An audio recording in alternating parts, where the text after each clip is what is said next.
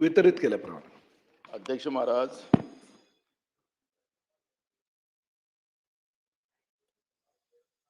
देशपातळीवर एक कायदा झाला होता आणि महाराष्ट्राने त्याची अंमलबजावणी अध्यक्ष महाराज करायचा निर्णय केला 25/3/2008 रोजी.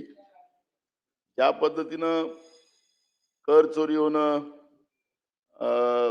मोटार वाहनचं याच्यातल्या चोऱ्या होणं, राज्य उत्पादन शुल्क या सगळ्या विभागामध्ये मोठ्या प्रमाणात आणि राज्याच्या तिजोरीला घाटा व्हायचा, त्याच्यामुळे देशाचंही नुकसान व्हायचं. आणि म्हणून त्या काळामध्ये ही आपण पूर्ण बॉर्डरवर आपण एक अद्यावत अशा पद्धतीची चेकपोस्ट तयार केलेल्या होत्या अध्यक्ष महाराज. पण त्याच्यानंतर कायदा बदलला, आपण वन नेशन वन टॅक्स या परिक्रमात आलो, जीएसटी सुरू झाला आणि अनेक राज्यांनी हे सगळे चेकपोस्ट बंद केले. माझा स्पेसिफिक प्रश्न आहे की अनेक राज्यांनी जेव्हा हे बंद केले तर महाराष्ट्र तर प्रगत राज्य आहे. चेकपोस्टवर ज्या पद्धतीच्या आपल्याला उत्तर दिलं अधिकाऱ्यांनी, म्हणजे तुम्ही दिलं उत्तर, अधिकाऱ्यांनी तुम्हाला दिलं आहे, किती गोंधळ असतो तिथं. तिथं जे दुकान असतात छोटे छोटे, तिथं त्यांचे सगळे दलाल बसले असतात आणि अक्षरशः त्या ठिकाणी लूट केली जाते. त्यामुळे मला असं वाटतं की जेव्हा अनेक राज्यांनी हे चेकपोस्ट बंद केले, आपण त्याला कॅमेरे लावले, तर ते तिकडे पांठेल्यावर नाही लावलेत ना, तिकडे दुकानं बाजूला असतात, ते त्यांचं ते कार्ड चालतो तिकडे. तर मला असं वाटतं की आपल्याला महाराष्ट्रासारख्या कायदा जोपासणाऱ्या राज्याचं बदनामी, कारण की चेकपोस्टवरून अनेक राज्यातल्या गाड्या आपल्याकडे येतात जातात आणि या पद्धतीची लूट व्यवस्था पोलीस विभाग आणि आरटीओ विभागाकडे आपण करून दिलेली आहे का, हा माझा एक प्रश्न आहे. नाहीतर हे सगळे बाकी राज्यांनी बंद केलेले सगळे चेकपोस्ट आहेत, तशा पद्धतीचं महाराष्ट्र सरकार सुद्धा चेकपोस्ट बंद करेल का? कारण की मी विधानसभा अध्यक्ष असताना याच्या मोठ्या तक्रारी माझ्याकडे आल्या होत्या. त्याच्यावर एक आम्ही तुमचे कमिशनर असतील, सेक्रेटरी असतील, त्यांनी सगळ्यांनी सांगितलं की आम्ही हे थोडा काळ आहे, पण तुम्ही पुन्हा त्याचं करार वाढवण्याचं काम चालू आहे. म्हणजे दाल में काला आहे, तुम्हाला म्हणणार नाही पण आहे. पण मी म्हणून आपल्याला सांगतो की हा सगळा जो सावळा गोंधळ चाललेला आहे, वसुली चाललेली आहे, हे थांबवण्यासाठी आपण हे चेकपोस्ट पूर्ण महाराष्ट्राच्या बॉर्डरचे बंद करणार काय? उपाध्यक्ष महोदय, अतिशय महत्वाची लक्षवेधी सन्माननीय ज्येष्ठ सदस्य नानाभाऊ पाटोळे यांनी आज सभागृहामध्ये चर्चेला आणलेली आहे. 2008 साली तत्कालीन सरकारनं राज्यातील महसूल उत्पन्न वाढवण्याच्या दृष्टिकोनातून हे चेकपोस्ट त्यावेळेस चालू केले होते. परंतु कालांतरानं केंद्र शासनानं असं 2021 साली पहिल्यांदा एक पत्र राज्य शासनाला पाठवलं आणि हे चेकपोस्ट जे आहे ते बंद करावे अशा प्रकारची सूचना केली. परंतु ज्या ठेकेदाराला हे चेकपोस्ट चालवायला दिलं होतं त्याची मुदत जी आहे तो 2033 पर्यंत चालू आहे आणि त्यामुळे संबंधित ठेकेदाराला आपण हे चेकपोस्ट बंद करण्याच्या संदर्भात पत्रव्यवहारही केलेला आहे. त्यानंतर राज्याच्या मुख्यमंत्र्यांनी सुद्धा ह्या विषयावर जशी आता तक्रार माननीय नानाभाऊंनी केलेली आहे, तशा तक्रारी अनेक चेकपोस्टच्या माध्यमातून लोकप्रतिनिधींनी त्याचबरोबर अनेक स्वयंसेवी संस्थांनी सुद्धा मुख्यमंत्र्यांकडे केल्यानंतर मुख्यमंत्र्यांनी सुद्धा ह्या घटनेची गंभीर दखल घेऊन राज्यातले चेकपोस्ट सर्व बंद करावे अशा प्रकारचा निर्णय घेतला आणि राज्य शासनानं नानाभाऊ पूर्णपणे हा निर्णय घेतलेला आहे की हे चेकपोस्ट पूर्णतः बंद झाले पाहिजेत. परंतु ठेकेदाराची जी मुदत आहे ती 2033-34 पर्यंत असल्या कारणानं त्या ठेकेदारानं पुढल्या कालावधीची जी रक्कम आहे ती रक्कम राज्य शासनाकडे मागवलेली आहे. 2024 साली अदानी ट्रान्सपोर्ट कंपनीनं हे सगळं चेकपोस्ट घेतलेले असल्या कारणानं 100% त्याचा जो सहभाग आहे तो त्यांचाच त्या ठिकाणी असल्या कारणानं 7,500 कोटी रुपयाची मागणी केलेली आहे. ते 7,500 कोटी रुपये जर त्यांना आपण दिले तर ते चेकपोस्ट बंद करायला किंवा आपल्या हवाली करायला तयार आहे आणि त्यामुळे राज्य शासनाने ही भूमिका तर जाहीर केलेलीच आहे, चेकपोस्ट बंद करावे. परंतु जे 7,500 कोटी रुपये कशा प्रकाराने कसे द्यावेत हे वित्त खात्याकडे आमच्या मंजुरीने ती फाईल गेलेली आहे. खरं तर 7,500 कोटी रुपये ही किंमत जास्त आहे आणि त्यामुळे एवढे जास्त पैसे देऊन ते चेक पोस्ट बंद का करावे अशा प्रकारचा सुद्धा संभ्रम वित्त खात्यामध्ये असल्याची शक्यता नाकारता येत नाही आणि त्यामुळे चेक पोस्ट बंद करण्याची ही भूमिका राज्य शासनाची 100% आहे. नाही 2008 साली करार झालेला आहे. म्हणजे काँग्रेसच्याच काळामध्ये नानाभाऊ हे करार झालेले आहेत आणि महायुतीच्या कार्यकाळामध्ये चेकपोस्ट बंद करण्याचा निर्णय माननीय मुख्यमंत्र्यांनी घेतलेला आहे. परंतु 2008 ते 2033 म्हणजे 25 वर्षाच्या कालावधीसाठी तो करार केला होता आणि त्या माध्यमातून त्यांनी पैशाचा भरणा केलेला आहे. सगळे चेकपोस्ट प्रत्येक चेकपोस्टवर त्यांनी बांधकाम केलेलं आहे.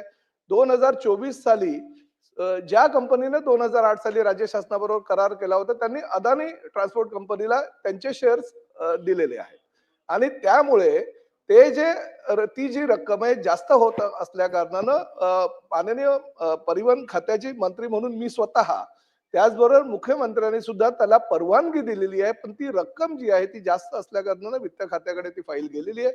परंतु आपली जी भूमिका आहे त्या भूमिकेशी सरकार सुद्धा सहमत आहे, कारण निश्चितपणे अशा अनेक तक्रारी राज्य शासनाकडे प्राप्त झालेल्या असल्या कारणानं त्या बाबतीत सकारात्मक निर्णय राज्य शासन घेईल आणि आपली जी मागणी आहे ती मागणी योग्यच आहे आणि शासनाची सुद्धा तीच भूमिका आहे. एक प्रश्न असा आहे की आता याच्यामध्ये जेव्हा चेकपोस्ट निर्माण केले हे सगळ्या हाय क्वालिटीचे होते.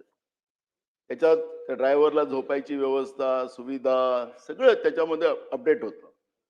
आता त्या सुविधा ह्या कॉन्ट्रॅक्टरने म्हणजे आता नवीन कॉन्ट्रॅक्टर जो आला मधल्या काळामध्ये त्यांनी शेअर्स त्याचे त्या जुनं जे काँग्रेसच्या काळात दिलं होतं आता अदानीचा आला. तर हा 2033 पर्यंत याचं नव्हतं, हे मुदत वाढवून घेतलेली आहे मधल्या काळामध्ये. ठीक आहे, ठीक आहे.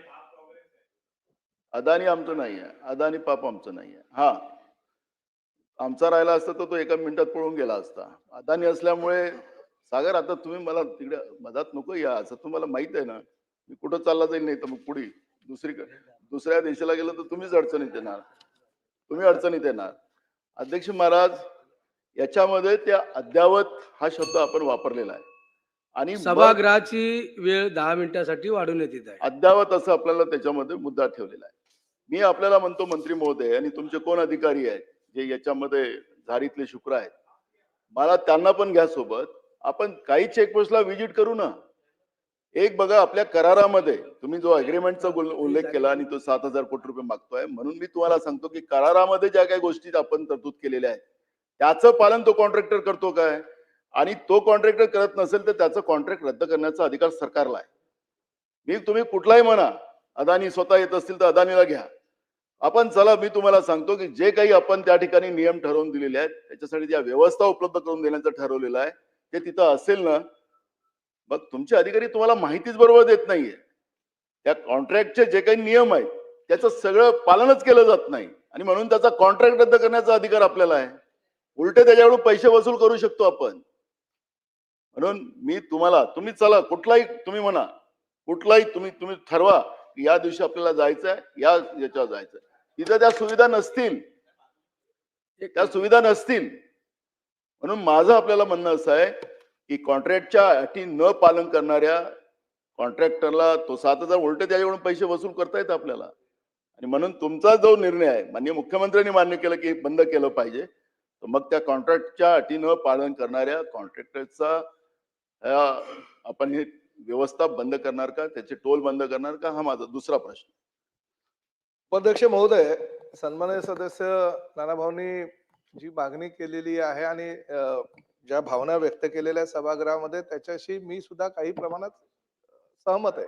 कारण मी स्वतः सुद्धा काही चेकपोस्टवर म्हणजे मध्यंतरीच्या काळामध्ये सोलापूर येथे जात असताना मी स्वतः चेकपोस्टवर गेलो होतो. पूर्णपणे जे निकष आहे किंवा ज्या पद्धतीने एग्रीमेंट झालेले आहे त्या एग्रीमेंटचं पालन त्या ठिकाणी होत नाही असं माझ्या सुद्धा निदर्शनास आल्यानंतर मी सुद्धा त्या प्रकरणाची चौकशी केली. मध्यंतरीच्या काळामध्ये नानाभाऊ ज्या मतदारसंघातनं निवडून येतात त्यांच्या खासदारांनी माझ्याकडे पत्राच्या माध्यमातून मागणी केली होती की ते स्वतः चेकपोस्टवर गेले होते आणि चुकीच्या पद्धतीने त्या ठिकाणी काहीतरी चाललं होतं. अनेक लोकप्रतिनिधींच्या अशा तक्रारी असल्या कारणानं मी स्वतः आणि मुख्यमंत्र्यांनी हा तर निर्णय 100% नानाभाऊ घेतलेला आहे की चेकपोस्ट आम्ही बंद करणार, कुठल्याही परिस्थितीत करणार, कारण सेंट्रल गव्हर्नमेंटने त्याला पूर्णतः चेकपोस्ट रद्द करावे असे सेंट्रल गव्हर्नमेंटचं सुद्धा धोरण आणि राज्य शासनाचं सुद्धा धोरण. पण तरी सुद्धा अशा जर काही तक्रारी असतील, जसं खासदारांनी पत्र दिलं, जसं नानाभाऊंनी सभागृहामध्ये वक्तव्य केलं, ते वक्तव्य खरं आहे हे समजून अशा पद्धतीने जर त्याची काही तक्रार केली असेल तर त्या तक्रारीची चौकशी केली जाईल आणि निश्चितपणे ठेकेदार असू द्या किंवा अधिकारी असू द्या, जर चुकी आढळली तर त्यांच्यावर कारवाई केली जाईल. की ज्या कॉन्ट्रॅक्ट आहे, ज्या अटी आहेत, त्या अटीचं पालन केलं न जात. त्यांनी सोलापूरचं एक उदाहरण त्यांनी दिलं. अध्यक्ष मला जेव्हा जो कॉन्ट्रॅक्टर आहे त्याचं पालनच करत नसेल तर त्याला रद्द करण्याचा अधिकार आहे. अध्यक्ष महाराज, मी विधानसभेत एक प्रश्न उपस्थित केला तर या मुंबईमध्ये आपल्याला काही 7 टोल आहे.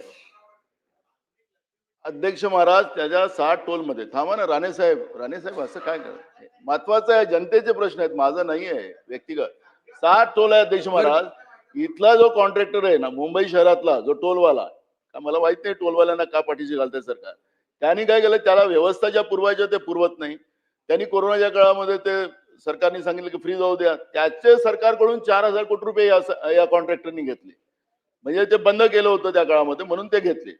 मुंबई शहरामध्ये मोठ्या प्रमाणात मुंबई शहराच्या जनतेची लूट केली जाते या टोलच्या माध्यमातून. आता मी हे सांगतोय, मंत्री महोदय मान्य करतात आहे अध्यक्ष महाराज, तुम्ही तिथून आदेश द्या की जेव्हा मंत्री महोदय मान्य करतात की तो ठेकेदार कॉन्ट्रॅक्ट तो कोण अदानी असेल, आम्हाला त्याचा काही सुतूक नाही. माझा मुद्दा एवढाच आहे की तो कॉन्ट्रॅक्टचं पालन करत नाही आणि मग त्या कराराचं पालन न करणाऱ्या कॉन्ट्रॅक्टरचा तुम्ही तो रद्द करणार का करार, हाच माझा स्पेसिफिक प्रश्न आहे. उपाध्यक्ष महोदय, जी भूमिका केंद्र शासनाची आहे, जी राज्य शासनाची आहे, माननीय मुख्यमंत्र्यांची आहे किंवा परिवहन खात्याची आहे, ती जबाबदारी आम्ही झटकत नाही. किंबहुना ऍडव्होकेट गिरीश गोडबोले वरिष्ठ वकील मुंबई उच्च न्यायालय आणि ऍडव्होकेट ढाके फाळकर वरिष्ठ वकील मुंबई उच्च न्यायालय यांनी ह्या संदर्भात आपलं अभिमत व्यक्त केलं आहे की जीएसटी मोटर व्हेकल ऍक्ट 2019 आणि रूल्स 167 यामुळे या प्रकल्पाचे उद्दिष्ट जे आहे ते निष्प्रभ झाले आहे.